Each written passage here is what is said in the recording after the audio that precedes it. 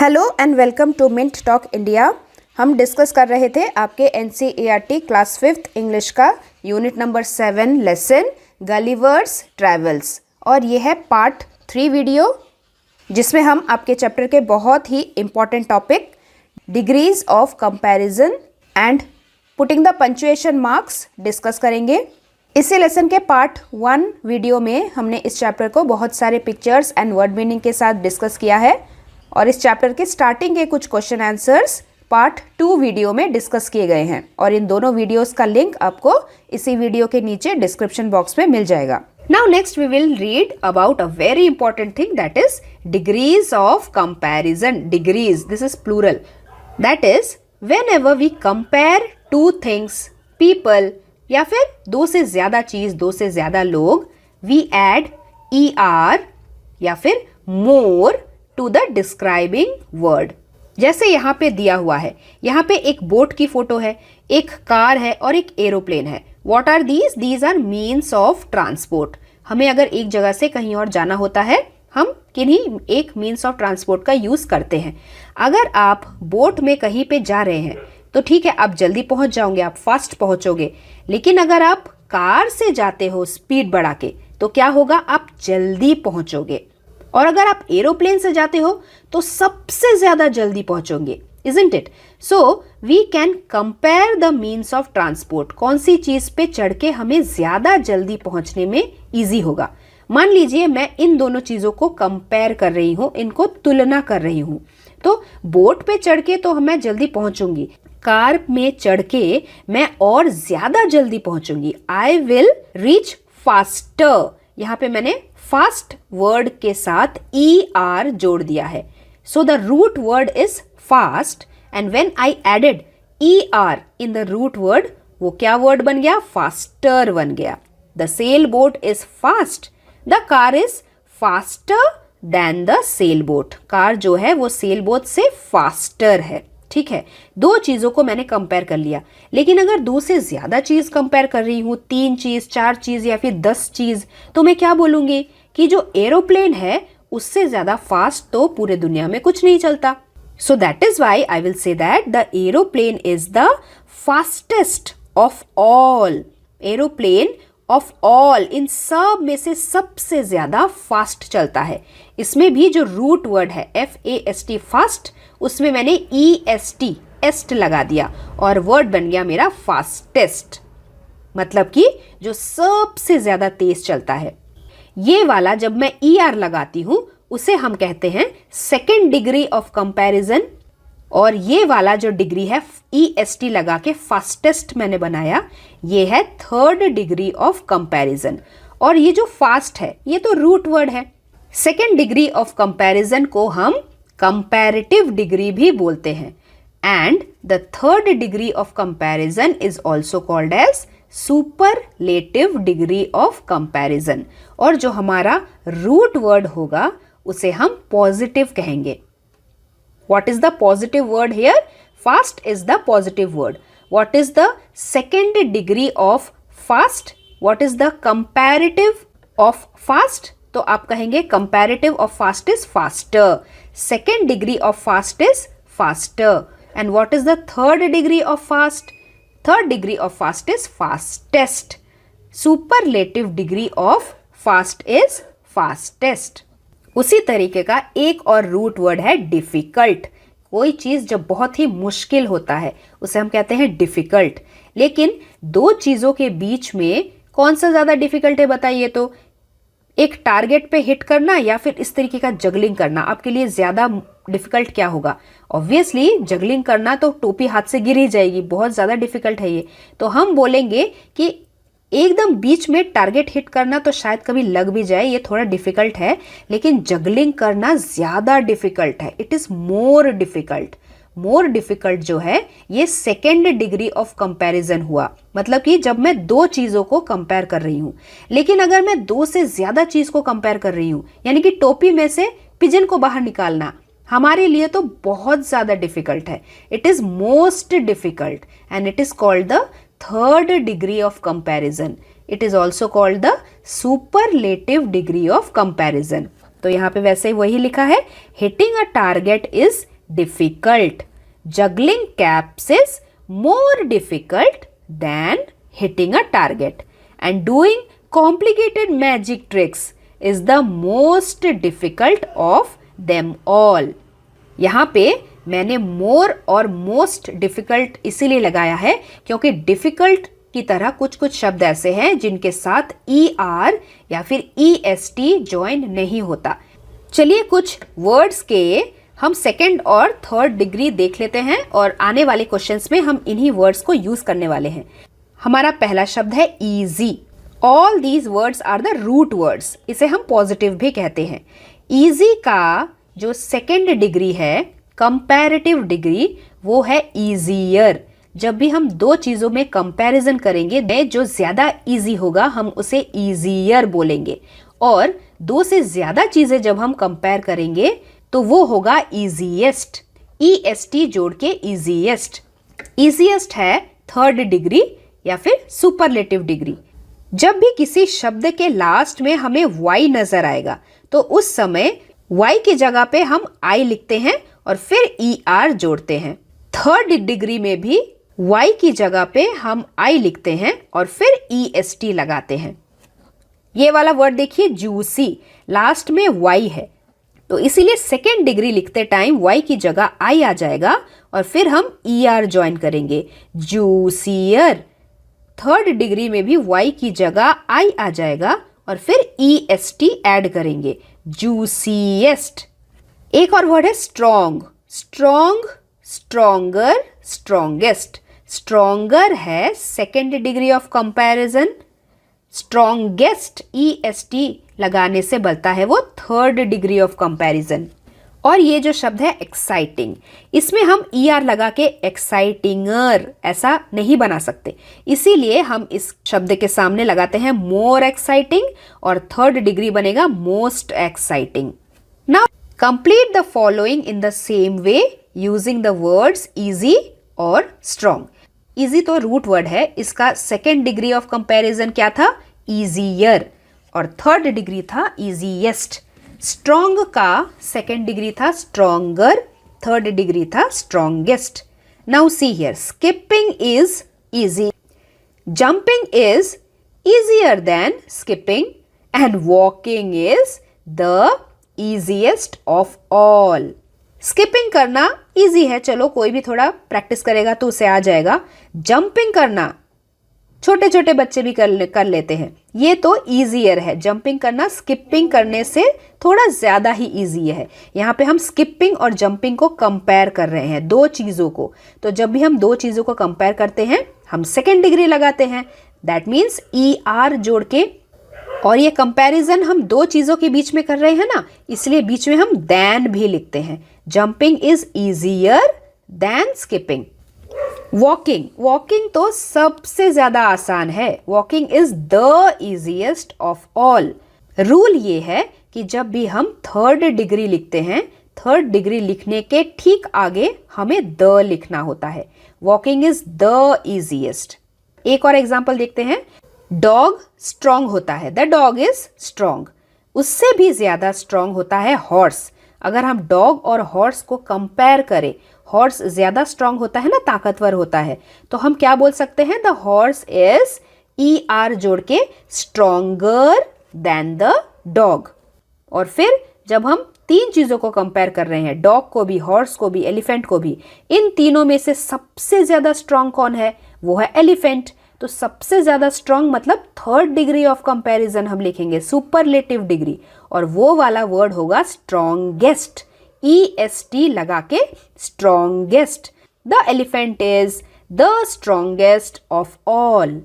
एक और एग्जाम्पल, उसी तरह हमें जूसी और एक्साइटिंग के सेकेंड और थर्ड डिग्री लगा के यहाँ पे हमें लिखना है। यहाँ पे एप्पल है, ऑरेंज है, शुगर केन है। इन तीनों में से एक तो जूसी है, जूस से भरा हुआ, दूसरा वाला थोड़ा और जूस से भरा हुआ होगा, और तीसरा वाला सबसे ज्यादा जूस से भरा हुआ होगा। जैसे एप्पल, एप्पल जूसी होता है, एप्पल इज जूसी। इससे एप्पल से भी ज्यादा जूस किस में होता है? ऑरेंज में तो होता है, शुगर केन में भी होता है, मतलब ईख। लेकिन ऑरेंज में सबसे ज्यादा होता है कि नहीं? अगर आप उंगली से भी दबा देंगे तो भी जूस निकल आएगा। लेकिन एप्पल से ज़्यादा जूस होता है शुगर केन में, है कि नहीं? तो अगर हम एप्पल को और शुगर केन को कंपेयर कर रहे होते हैं तो हम क्या लिखेंगे? Sugar cane is juicier, ER लगा के, जूसियर देन एप्पल। एप्पल के साथ कंपेयर कर रहे हैं ना, इसीलिए बीच में हम देन लगाते हैं।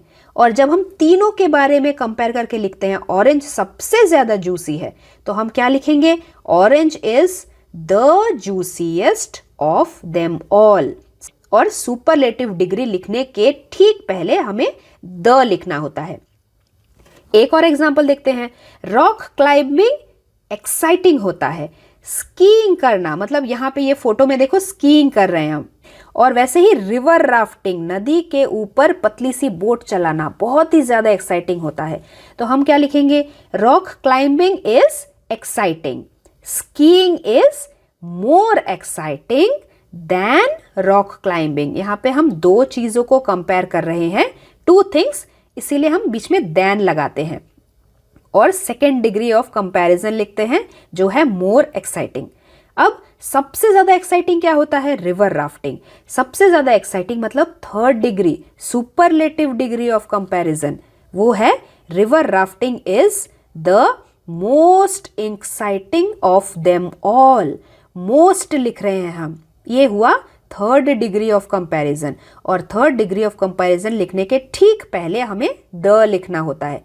Question number 4, correct the use of the describing words in the following sentences. Number 1, this is the simpler problem of them all. अब इस वाले सेंटेंस में बहुत सारी चीज़ों में से हम कंपेयर कर रहे हैं। That means we have to use the third degree of comparison, superlative degree. इसीलिए सुपरलेटिव डिग्री जब हम लगाते हैं तब हम द भी लगाते हैं, करेक्ट है। यहाँ पे मिस्टेक, यहाँ पे सिंपलर है। सिंपलर की जगह पे हमें लिखना है सिंपलेस्ट, लास्ट में EST जोड़ के। This is the simplest problem of them all. Question number 2, दूसरा वाला, विच is the lightest of the to parcels. यहाँ पे लाइटेस्ट है थर्ड डिग्री, थर्ड डिग्री के सामने द लगा है, करेक्ट है। The lightest of two parcels, जब हम दो चीज को कंपेयर करते हैं तब हम सेकेंड डिग्री ऑफ कंपैरिजन लगाते हैं, लेकिन यहाँ पे द लाइटेस्ट लिखा हुआ है, मतलब ये जो EST वाला है ये थर्ड डिग्री ऑफ कंपैरिजन है। थर्ड डिग्री के सामने द लगा है, that is also correct. So here the problem is with two, यहाँ पे ये टू हमें हटा देना है। Which is the lightest of the parcels, ये है करेक्ट सेंटेंस। थर्ड वाला, he is cleverer than I am. यहाँ पे क्लेवरर है, ER का मतलब सेकेंड डिग्री ऑफ कंपैरिजन। और सेकेंड डिग्री ऑफ कंपैरिजन जब दो लोगों को कंपेयर किया जाता है तो दो लोग भी है, ही है और आई एम, मैं हूं। सब कुछ करेक्ट है, लेकिन प्रॉब्लम है आई एम में। ही इज क्लेवरर देन मी होता है, आई एम नहीं होता, फुल स्टॉप। उसके बाद वाला, आई like this the best of the to. अब देखो, बेस्ट जो है इसका रूट वर्ड है गुड, गुड है पॉजिटिव, गुड का कंपैरेटिव डिग्री है बेटर, इसे हम सेकेंड डिग्री ऑफ कंपैरिजन भी बोल सकते हैं। गुड का ही सुपरलेटिव डिग्री है best, this is the third degree of comparison. लेकिन हमें करेक्शन कहाँ करना है? डिस्क्राइबिंग वर्ड्स में करना है, मतलब कि इस वाले शब्द में। अगर हम इस टू को पकड़ के चल रहे हैं तो फिर हमें ये द भी कट करना पड़ेगा और दो के कंपैरिजन में हमें बेटर यूज करना पड़ेगा। We will write I like this better of the two. Last वाला है, the flood became badder as the rain increased. अब बैडर जैसा कोई वर्ड होता ही नहीं है। बैड जो रूट वर्ड होता है, बैड का सेकेंड डिग्री ऑफ कंपैरिजन है WORSE, वर्ड्स, और इसी का थर्ड डिग्री ऑफ कंपैरिजन होता है WORST, worst. Bad, worse, worst. अब क्योंकि सेंटेंस में कहीं पे द नहीं है, डिस्क्राइबिंग वर्ड के सामने द नहीं है, इसलिए हम थर्ड डिग्री ऑफ कंपैरिजन नहीं लिखेंगे, हमें सेकेंड डिग्री ऑफ कंपैरिजन ही लिखना है। So we will write the flood became worse as the rain increased. अब यहाँ पे कौन से दो चीज़ों को कंपेयर किया जा रहा है जिसकी वजह से हमने सेकेंड डिग्री लगाया है? वो है इस साल का फ्लड और पिछले साल के फ्लड। इन दोनों फ्लड में कंपैरिजन किया गया है कि इस साल का जो फ्लड है वो ज़्यादा वर्स हो गया है कंपैरिजन टू पिछले साल का फ्लड, क्योंकि रेन कुछ ज़्यादा ही हुआ है। So that is why we have written the flood became worse as the rain increased. Okay, next question is punctuate the following sentences using capital letters, full stop, commas, question mark, apostrophe, exclamation mark wherever necessary. तो हमारा word start होता है dear Sameer से। अब जब भी हम लिखना स्टार्ट करते हैं हम तो कैपिटल में लिखते हैं, D capital. Dear Sameer, Sameer किसी इंसान का नाम है, इट इज़ अ नाउन, तो एस भी कैपिटल होगा। डियर समीर, उसके बाद I capital. I am sending you a photograph of my newest pet, full stop. मैं अपने एक पेट की फोटो तुम्हें भेज रहा हूँ। फ्रिस्की उसका नाम है, उस पेट का नाम है, ये जो है ये डॉग फ्रिस्की है। अब ये एक नाम है तो एफ भी हमारा कैपिटल होगा। Frisky is a bulldog and a very playful puppy.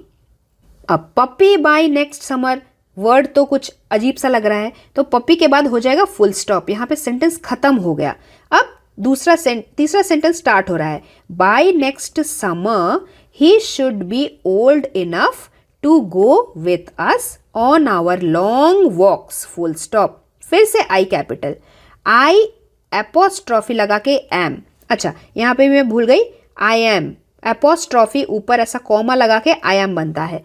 I am sure you are looking forward to seeing him, full stop. I know you will, इसको भी हम कॉन्ट्रैक्टेड फॉर्म में लिखते हैं ना, यू एपोस्ट्रॉफी और उसके बाद double L, you will short form लिखते हैं।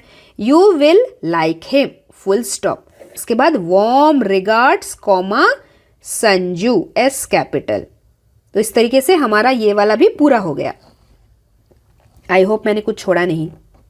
फुल स्टॉप के बाद वार्म रिगार्ड्स, ये भी कैपिटल, वार्म रिगार्ड्स, फिर कॉमा एंड देन संजू का S capital.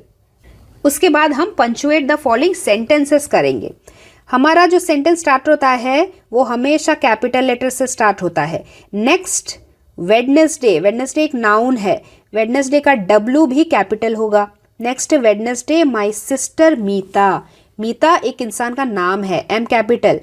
Meeta is going to join the State Bank of India, ये एक हमारे देश का बहुत बड़ा बैंक है, उसका नाम है, तो इसका जो स्टार्टिंग का अल्फ़ाबेट होगा वो भी capital, S capital, B capital, I capital of India. और उसके बाद हम लगाएंगे एक फुल स्टॉप। ये हो गया। Now second one, the dog, the का तो सबसे पहले T capital. The dog wags its tail, dog अपना पूंछ हिलाता है, व्हेन इट्स प्लीज्ड। अब देखो यहाँ पे दो जगह पे इट्स लिखा है, ये वाला इट्स और ये वाला इट्स, लेकिन दोनों का मीनिंग अलग है। Dog wags its tail, dog का टेल, ये वाले इट्स का मतलब होता है जब हम किसी के बिलोंगिंग, किसी के सामान के बारे में बता रहे हैं। डॉग का क्या सामान है? डॉग का टेल के बारे में बता रहे हैं, डॉग का tail. The dog wags its tail when it's pleased, जब वो बहुत खुश होता है। जब वो मतलब इट इज, जब वो, when it is very happy, pleased का मतलब खुश होना, जब डॉग बहुत खुश होता है। ये वाले इट्स का मतलब है इट इज़। तो ये इट्स जो है ये कॉन्ट्रैक्टेड फॉर्म है इट इज़ का। इट इसका शॉर्टेंड वाला फॉर्म है, शॉर्टकट। जैसे हम यू विल का लिखते हैं ना, Y O U apostrophe double L, वैसे ही इट इसको जब हम शॉर्ट फॉर्म में लिखने वाले होते हैं हमें लिखना होता है आई टी एपोस्ट्रॉफी एस। तो ये हो गया मिस्टेक। तो हमारा करेक्ट वर्ड है its. The dog wags its tail when it's pleased, but a cat waves its tail when it's angry, मतलब इट इज एंग्री। और लास्ट में फुल स्टॉप।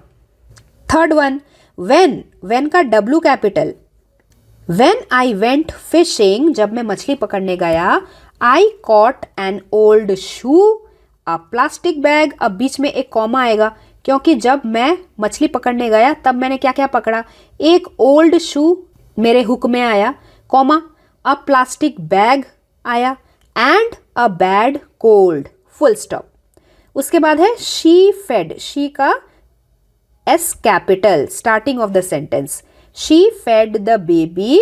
और क्या क्या किया उसने, बेबी को खाना खिलाया, कॉमा, उसने फिर डिशेस को धोया, उसने फिर बर्तन धोए, washed the dishes, comma, put the lights off, lights को ऑफ किए, और फिर and went to sleep, full stop. उसके बाद वाला है वॉजेंट, वॉजेंट का W कैपिटल सबसे पहले, wasn't Tim born on, Tim किसी इंसान का नाम लग रहा है तभी वो बॉर्न हुआ था, तो टिम का जो T होगा वो भी हम कैपिटल लगाएंगे। Wasn't Tim born on the 26th of January, जनवरी का J कैपिटल, ये एक मंथ का नाम है। Wasn't Tim born on the 26th of January 1989। अब ये एक प्रश्न है, यहाँ पे हम पूछ रहे हैं तो हम लगाएंगे क्वेश्चन मार्क। लास्ट वाला है ओह no the bus has gone, अरे अरे बस निकल गई। जब भी हम ऐसा सेंटेंस लगाते हैं हम एक्सप्रेशन के साथ बोलते हैं, तो हमें लगाना है सबसे पहले ओह के बाद, तो सबसे पहले ओह का जो ओ है वो तो कैपिटल करना पड़ेगा, उसके बाद ओह के बाद लगाएंगे एक comma, oh no exclamatory mark, exclamation mark, oh no the bus has gone, bus का द का T कैपिटल और उसके बाद the bus has gone, full stop. Now some fun questions. हम अपने लेसन में जायंट्स के बारे में पढ़ रहे हैं। These are some true facts. A giant tree which is called the redwood trees of California. A giant bird, एक पक्षी जो दूसरे पक्षियों से बहुत ह्यूज है, बड़ी है, वो है ostrich. A giant land animal, वो है व्हेल या फिर एलिफेंट, सॉरी लैंड एनिमल है ना तो है एलिफेंट। अगर वाटर क्रीचर बोलते, देखो यहाँ पे लिखा है अ जायंट वाटर क्रीचर, वो है whale. A giant reptile that is the crocodile. A giant aeroplane, जो बाकी एरोप्लेन से भी, नॉर्मल एरोप्लेन से बहुत बड़ी होती है, वो है Airbus A380। These are some fun interesting facts. Now coming to the last question of your textbook is a creative writing. You woke up one morning and found yourself in the land of dwarfs. Dwarfs वो लोग होते हैं जो बहुत ही छोटे छोटे से, tiny होते हैं, जैसे आपके चैप्टर रिप वैन विंकल में आए थे dwarfs, तो उसी के ऊपर आपको एक पैराग्राफ लिखना है। You have to write a paragraph describing your experiences there and how you got back home finally. And you may begin like this. Everything around me looked different. Men and women were so tiny. And children, they appeared as if they were big ants on the ground. All the houses were around 30 to 32 centimeters high only. These dwarf people, 8, were only of 4 to 5 centimeters in diameter.